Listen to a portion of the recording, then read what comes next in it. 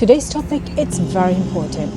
What women need to know about being Muslim in the West. Whether you're someone who lives in the West or you're someone who wants to understand this experience better, this video is for you. As Muslim women in the West, we have many opportunities, but we have unique challenges as well.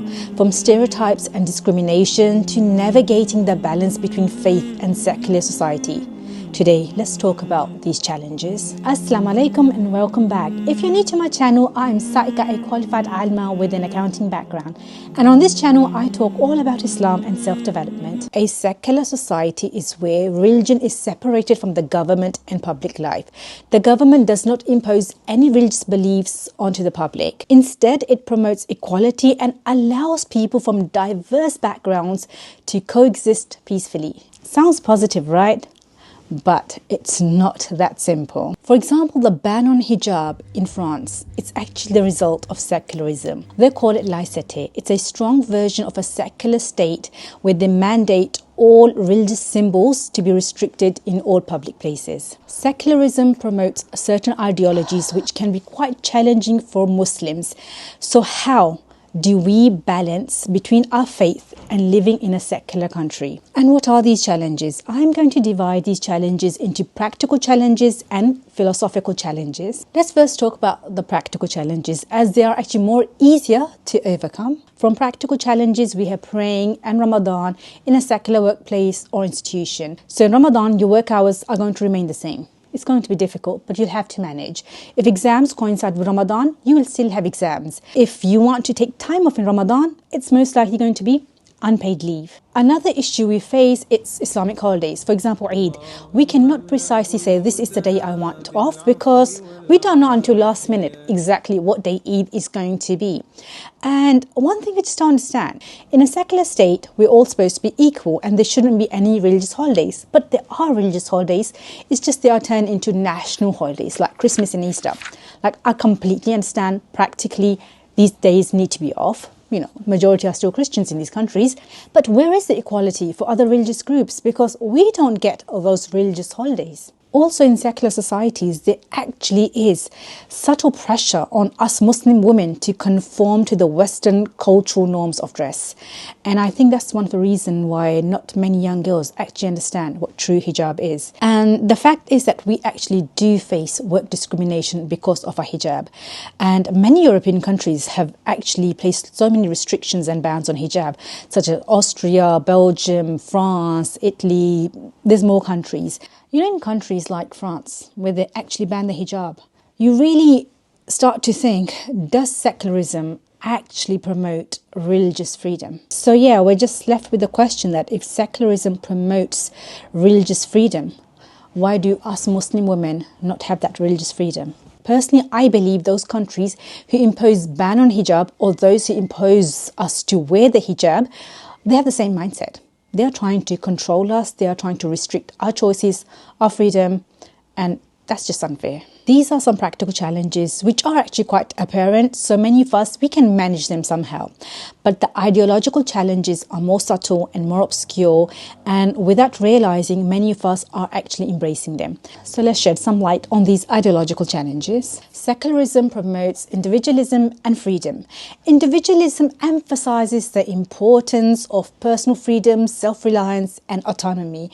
It encourages all individuals to prioritize their goals and their values. All of this just sounds so amazing to me, but there's a problem here too. Too much individualism, it's leading to isolation, and this has become so apparent amongst the young generation. And these young people, they have really isolated themselves from their own families. And when we start to neglect our relations, which Allah subhanahu wa ta'ala has commanded us, to maintain as Muslims, this is absolutely wrong. We cannot do that. And the problem is that individualism also starts to undermine our social responsibilities. Let me give you an everyday example so you can actually understand how we are embracing individualism without actually even realizing. I personally know so many individuals who prioritize their goals, their productivity over all relations. So for example, these individuals, they'll have their phone right next to them. Someone will message them, they'll see the message, but they'll be like, hey, this message, if I reply back to them, it's a distraction. It's my productive time. I'm not going to reply. So they put the phone away. After a week, when they have an available slot, they'll be like, okay, let's reply back. So they'll keep someone waiting for days or weeks. They don't realize they are actually compromising on good manners because they're giving priority to their productivity and their goals over other relations. Rasulullah sallallahu alaihi wasallam has actually taught us that giving salam, it's a sunnah, but replying back, it's actually fard. It's the same thing when someone sends you a message and you choose not to reply back to them and keep them waiting for a week or more. This behavior, it's not from Islam. So where is this behavior coming from? It's the society which is promoting individualism. I come before everyone else. Yes, I am very important to myself. I love myself too. But I don't just have rights.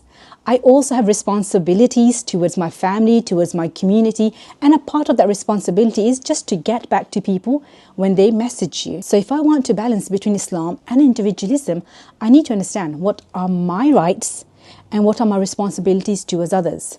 Similarly, what are other people's rights and what are their responsibilities? This knowledge, inshallah, will help us to maintain balance. Another big problem is that we are taking our ethical and moral values from the secular society. See, the Quran clearly teaches us what is right and wrong, the nature of justice and fairness. But our youth are now taking these ideas of what is right and wrong from the secular society. The secular society promotes the idea that morality, it's subjective. It can vary from person to person.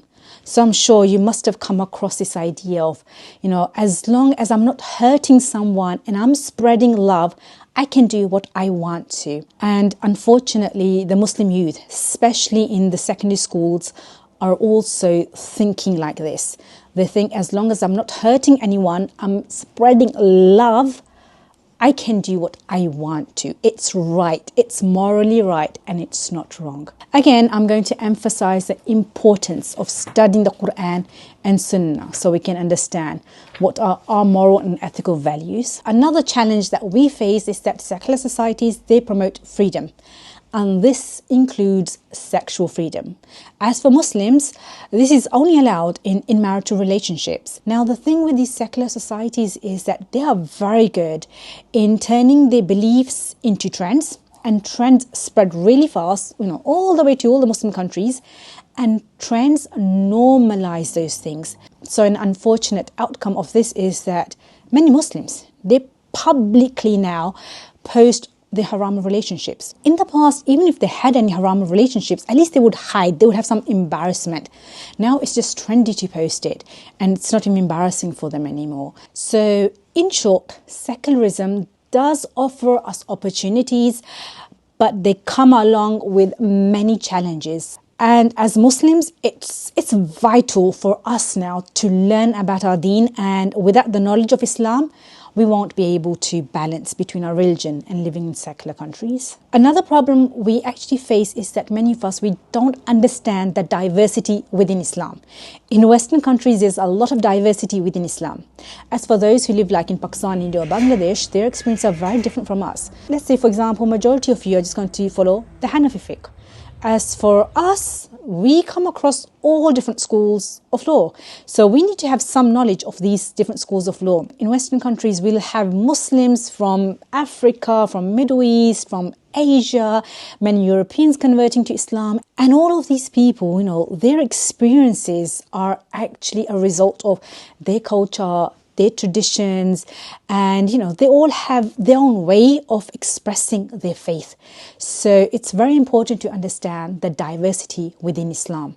Because in Western countries, we come from all different backgrounds, we are diverse in our culture, in the school of law we follow. Even in Aqidah, there are some different kind of groups there as well. If you're actually interested in this topic, when I first started this channel, I actually made a few videos on Salafis, Brelvis, and Deobandis, and on why it's important to follow a school of law. So the editing isn't amazing on those videos. I'm still learning, but the content, it's good. So yeah, if you want to increase your knowledge on these topics, maybe you can watch those videos. They are one of the first few videos I actually made. One of the most visible aspects of being a Muslim woman in the West, it's actually the hijab. But what really is hijab? There's a lot of discussion on that. And, many Westerners, they actually think we are oppressed because of a hijab, but we feel empowered. But the thing is, how do we deal with these people who think we're oppressed? They don't realize for many Muslim women, hijab is actually a very deeply personal choice. And to be honest, the reasons why we all wear hijab are actually quite different when we first start. Eventually, the reason becomes that we want to please Allah subhanahu wa ta'ala. But when we first start to wear the hijab, sometimes it's because just definitely we want to please Allah subhanahu wa ta'ala. Sometimes because we actually want to start dressing more modestly. And sometimes it's because of our identity. After September 11, our reputation was just tarnished in the media. And at that time, when the world is against you, and you would think, we would want to be more Western at that time to please them. But that was the turning point when many women in Western countries actually started to wear the hijab, including myself actually.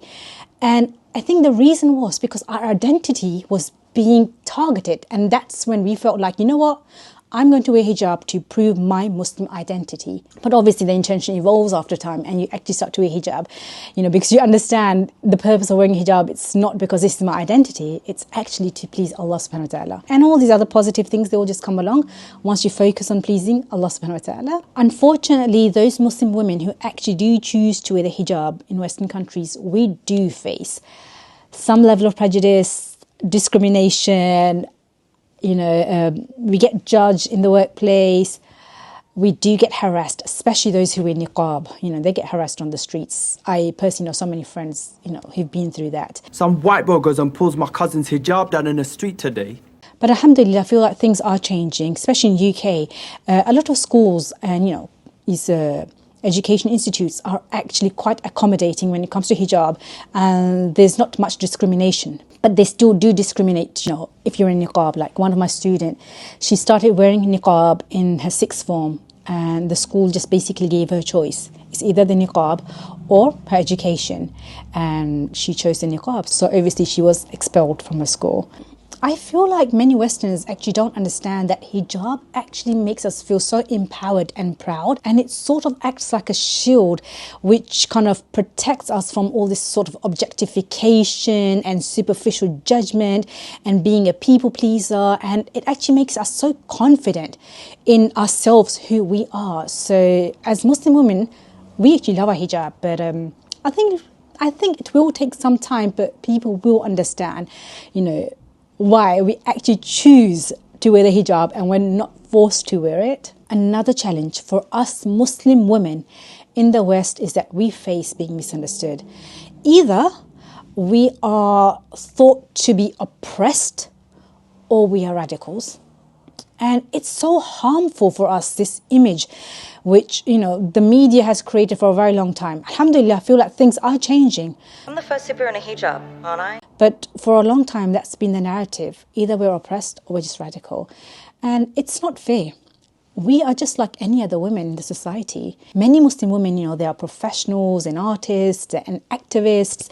And, we take our responsibility in integrating with the society quite seriously, and we're really trying our best. But it becomes difficult for us to take active part in the society if we're always being misunderstood and stereotyped. And in our everyday life, we have to face these challenges at the workplace or wherever we're studying at. It's not fair because we have talent, we have ambitions just like any other woman, and we need that same level of respect which any other woman in the society gets. In the past, Hollywood played this great role in showing us as oppressed women, through movies like The Stoning of Suraya M and Not Without My Daughter.